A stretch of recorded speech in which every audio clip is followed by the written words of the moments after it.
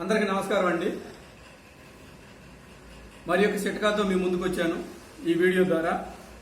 అదేమంటే, గ్రామాల్లో పల్లెటూరులో పొలం పనులకు వెళ్ళేటువంటి వాళ్ళు తేలుకాటుకు గురవుతుంటారు. తేలుకాటుకి తర్వాత ఈ సముద్ర ప్రాంతాల్లో ఉండి వేటకెళ్ళేటువంటి వారు ఉంటారు, ఫిషర్మ్యాన్.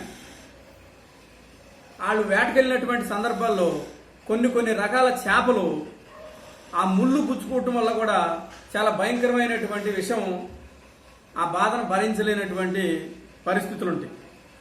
ఇట్లా తేలుకాటు కానివ్వండి, ఈ సముద్రపు నీళ్ళల్లో ఉండి గుచ్చుకునేటువంటి కొన్ని చేపల సమస్య నుంచి వచ్చిన విషయం కానివ్వండి, ఈ సమస్య ఏదైతే కూడా అవి గుచ్చుకున్న వెంటనే మంచి తేనె ఒక 20 గ్రాముల నుంచి 50 గ్రాముల వరకు ముందు గుచ్చుకున్న వెంటనే ఆ తేనె తాగాలి.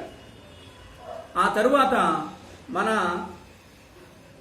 చింతపండులో ఉండేటువంటి చింతగింజ ఒక సానరాయి మీద 2-3 బొట్లు నీళ్లు పోసి అరగదీసి, ఆ గాయం ఎక్కడైతే ఉందో ఆ గాయం మీద ఈ చింతగింజ అరగదీసినటువంటి గ్రంథాన్ని తీసి రాస్తే, ఇది రాసిన ఒక అరగంటలో మనిషి ఆ సమస్య నుంచి తేరుకోవటం మనం చూడవచ్చండి. కాబట్టి ఈ చింతగింజ, మంచి తేనె, తేలు కుట్టినటువంటి సముద్రం చేపలో గుచ్చుకున్నటువంటి ముళ్ళు, ఆ విషయాన్ని నుంచి బయటపడాలని, ఆ సమస్య ఎదురైనప్పుడు ఈ చిట్కాతో బయటపడాలని తెలియపరుస్తూ, ఈ వీడియో నచ్చినట్లయితే లైక్ చేయండి, షేర్ చేయండి, మా వీడియో ఫాలో అవ్వండి. అందరికీ ధన్యవాదాలు.